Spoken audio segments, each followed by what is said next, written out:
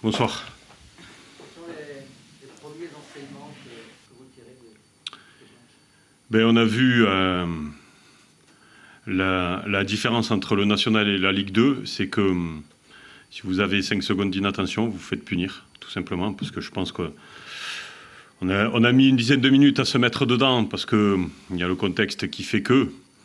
Il y a surtout quelque chose où on ne s'attendait pas forcément, c'est qu'il faut se réhabituer à l'environnement bruyant. Et ça fait... même les repères visuels, quand vous êtes habitué, puisqu'on avait pris l'habitude malheureusement de jouer dans un stade vide, il faut un petit temps de réadaptation. Et pendant ce temps de réadaptation, on a été punis. Après, ça confirme l'excellente mentalité de l'équipe, parce que voilà, on ne s'est pas affolé, on est resté dans ce qu'on devait faire. On a toujours essayé de jouer avec du déchet, parce que si on n'avait pas de déchets, on serait en Ligue des Champions. Mais il y a eu beaucoup de tentatives de jeux qui n'ont pas forcément réussi, mais il y a eu beaucoup d'intentions et c'est ça qu'il faut retenir. Le fait d'avoir justement réussi à tenir la dragée haute à cette équipe de Nîmes pendant quasiment toute la rencontre, hormis quelques coups de Nîmes, mais ça c'est normal, ça aussi c'est la grande satisfaction de ce match face à une équipe qui arrive de Ligue 1, même si elle a un peu changé. Elle a un peu changé, elle avait un peu changé pendant les matchs de prépa. Après, aujourd'hui, Burner... Ligue 1, Ueda Ligue 1, Martinez Ligue 1, Saint-Luce, bon, il jouait au Red Star, il était prêté l'an dernier. Le milieu, Fomba Ligue 1, Benraou Ligue 1. Après, il y avait 2 jeunes au milieu, mais bon, Cubas qui rentre Ligue 1. L'attaquant, ils n'ont qu'un attaquant, mais bon, il est pas mal déjà. Non, voilà, je suis content de ce qu'on a fait. On a montré le visage... bagarreur aussi, on s'est accroché, on n'a pas lâché, on a montré de la détermination. Après voilà, il nous manque... c'est embêtant, j'ai un petit peu de regret par rapport à ce but, parce qu'on n'est pas attentif, on s'est fait prendre, voilà, on a payé pour apprendre. Mais les bases sont là et c'est le plus important. On a été surpris par votre charnière centrale. C'était quelque chose que vous avez en tête depuis plusieurs semaines? Oui, c'était la charnière centrale du dernier match de prépa. Boko a bien maigri, il est affûté. Il a eu un petit coup de mou pendant la prépa où il a été un petit peu moins bien. Doumé n'est pas encore à 100% par rapport à sa blessure à la cheville de Cholet. Il a eu une très grosse entorse. Donc on a la chance d'avoir 4 très bons défenseurs centraux. Donc on peut prendre le temps et jouer sur les états de forme, et ça c'est très important. Il y a eu la rentrée aussi David Tani, une rentrée forcément intéressante. On a vu qu'il a pu faire bouger les choses, surprendre les défenseurs. C'est un bon début pour lui sur le Sporting en match officiel. Je pense, il faudra que je revoie le match. Moi, je suis un petit peu dans le... C'est chaud, c'est tout frais dans ma tête. Mais il a fait ce qu'on attend de lui. Après, il a un petit peu de déchets, ce qui est normal. Il manque surtout de coffre physique. Et voilà, aujourd'hui, il a un quart d'heure, 20 minutes dans les jambes. Mais quand il sera prêt et bien préparé, je pense que ça va nous amener une solution supplémentaire. Il y a également d'autres rentrées, qui la rentrée de Roncal a été intéressant au milieu de terrain, la rentrée de Saïdi qui est encore un peu en manque de rythme, qui a montré de belles choses avec les appels. Voilà, et bon, Idriss, il a que 10 jours d'entraînement, donc pareil, il a 15-20 minutes dans les jambes. Mais bon, c'est quelqu'un qui connaît la Ligue 2, qui a déjà marqué beaucoup de buts dans cette division-là et qui va nous rendre beaucoup de services. Après, Anto, il est dans la lignée de ce qu'il fait. Et Anto Ronca, il est dans la lignée de ce qu'il fait depuis qu'il est revenu au club. Il ne parle pas, il travaille, hein, il est toujours souriant, toujours le premier à l'entraînement, ça bosse bien, et puis il récolte les fruits de son travail. Vous savez, dans la vie, quand vous travaillez, à un moment donné, ça paye un jour ou l'autre.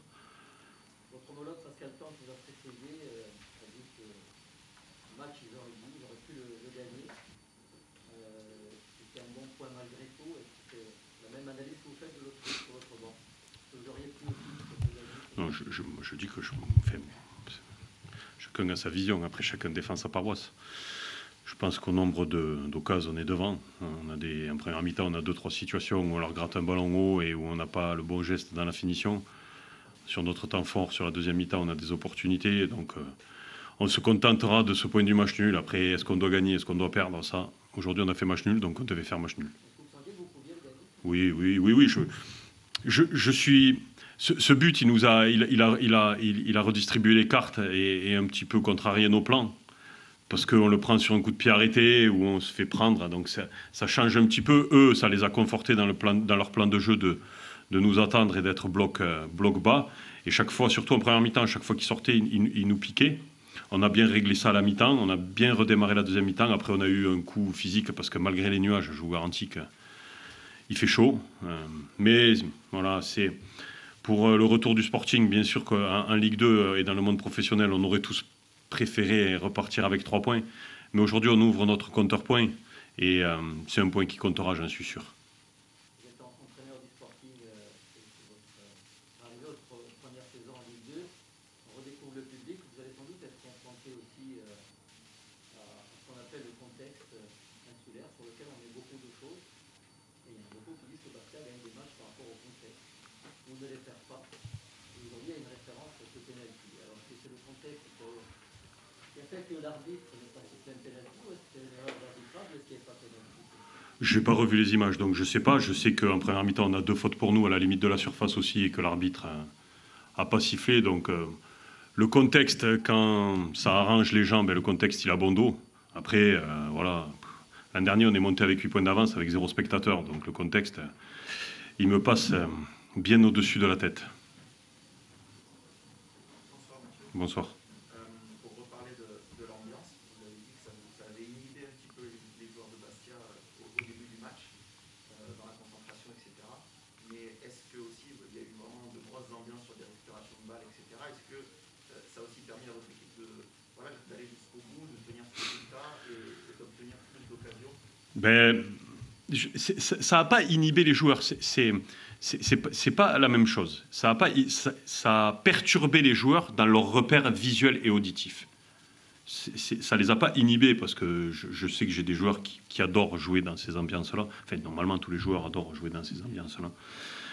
Après, c'est indéniable que quand vous sentez le public qui pousse, je l'ai souvent dit, c'est un souffle une onde qui vous transperce. Et quand on dit ça pousse, mais c'est la vérité, ça pousse. Donc on sent, et puis bon, franchement, quand on a égalisé, alors j'ose même pas imaginer le but contre Paris avec Jean au commentaire. Et puis, on ne peut pas ne pas l'évoquer parce que vous vous sentez inquiet, voire abattu par rapport à ces cas de Covid. Finalement, le match a pu bien se passer avec un effectif pas trop diminué. On a réussi à sauver les meubles du côté sportif de ce côté-là.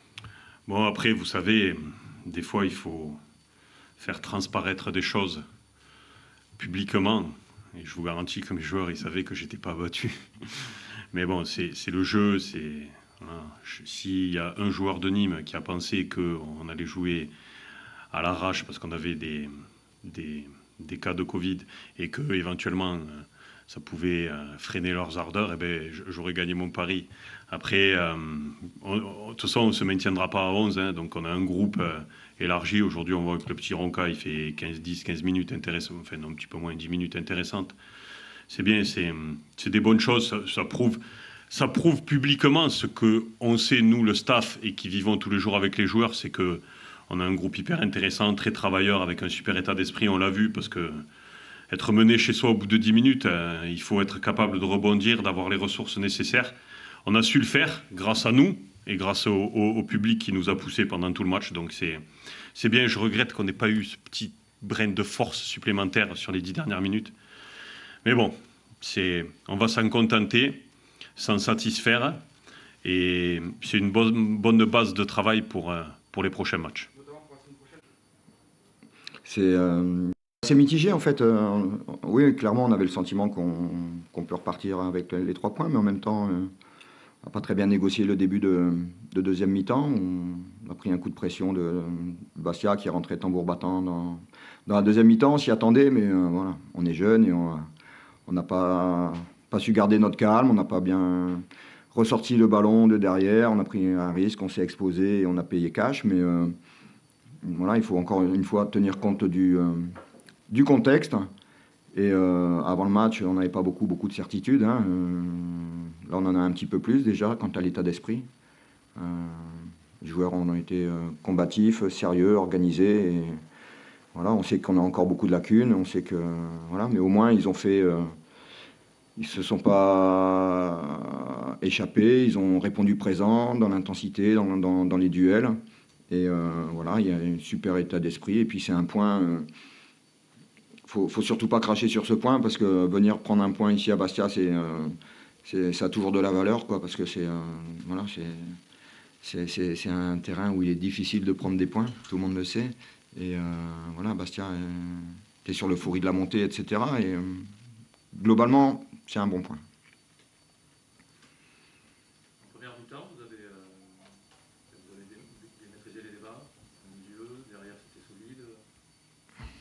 Cette mi-temps-là, tu as dû l'apprécier à sa juste valeur. Oui, la première mi-temps était cohérente, mais la fin du match, elle est cohérente aussi. Voilà, après, un match, c'est deux mi-temps, quoi. La première, oui, elle laissait espérer effectivement d'autres choses. Après, manquait quand même d'arguments offensifs, même si on n'était pas trop en danger, même si on avait le sentiment de pas trop subir l'événement du match. On a quand même eu un petit peu de mal à se créer des vraies occasions de but. Voilà, donc c'est un petit peu ce qui nous a empêché de prendre les 3 points aujourd'hui, mais sinon, encore une fois, voilà, sur le contenu et surtout sur l'état d'esprit affiché, c'est très très bien. Un petit mot sur la première de Delpech. Pour eux, c'était sa première titularisation, la première apparition dans l'équipe. Première titularisation. Le petit Mamad Doucouré devant a été très combatif, très généreux. Il a posé beaucoup de problèmes à la défense de Bastia. Après, c'est un jeune qui a une marge de progression assez importante. Pour qu'il arrive à faire encore plus de bons choix à la sortie de ses dribbles ou de ses différences. Mais il a une super mentalité de travail et il a encore une grosse marge de progression, comme je l'ai dit. Le petit Delpech, c'est pas des matchs faciles pour un jeune de le lancer dans le contexte ici, parce qu'il y a beaucoup d'engagement et tout ça. Mais il a répondu présent aussi. Et c'est un gamin sur lequel on va compter. Et la formation de Nîmes, il y a eu beaucoup de choses qui ont été dites sur le centre de formation de Nîmes ces dernières semaines. Et comme quoi tous les meilleurs étaient partis. Mais non, il reste encore des bons et même des très bons. Et on est content de les avoir encore avec nous. Un mot de Lamine aussi, qui a fait un très bon match. Voilà, un sentinelle dans ce 80-80 que tu affectionnes. Précieux et buteur. Ouais, Lamine, il est sur la lignée de sa deuxième partie de saison l'année dernière. Hein. C'est un bon joueur. Très très précieux dans un collectif. En plus, s'il commence à marquer des buts, voilà, c'est encore mieux, parce que il en mettait pas, et il avait mis un but à Metz, je crois, la saison dernière, à 2 matchs de la fin. Là, il en met un aujourd'hui. Voilà, bravo. Ça doit l'encourager à se projeter encore plus devant le but, parce qu'il a cette capacité à jaillir au bon endroit au bon moment. Voilà.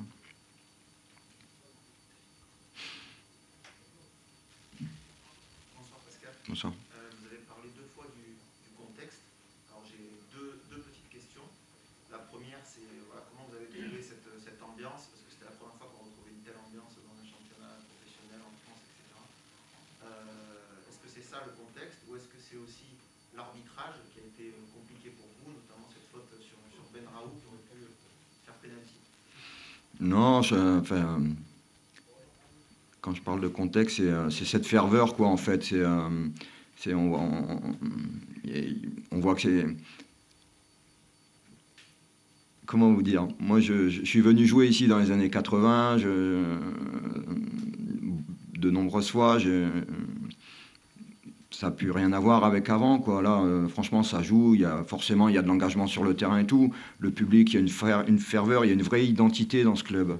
Et quand tu vois tous les supporters, le public qui vient avec le maillot bleu, tu sens une vraie identification au maillot et au club. Et voilà, moi, sincèrement, j'ai trouvé ça superbe. Voilà, après, il y a toujours 1 ou 2 idiots qui balancent des conneries, mais c'est partout, c'est pas qu'ici. Et franchement, c'est un régal que de jouer dans ces conditions-là, dans ces ambiances-là. Le pénalty de Benraoult, tu as revu les images ou pas encore? Pas encore, mais j'ai de nombreuses personnes qui m'ont envoyé des messages comme quoi il y avait faute. Voilà, M. Miguel Gori a décidé autrement. Il me dit qu'il amplifie, mais je vois pas en quoi le fait d'amplifier, s'il y a faute, quoi. Après, si le joueur il a envie de faire un saut périlleux, mais s'il y a faute, il y a faute.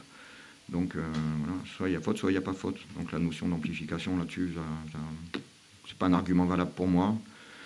Voilà, il s'est trompé, apparemment, ou pas, j'en sais rien, il faudra revoir les images, mais c'est un épiphénomène.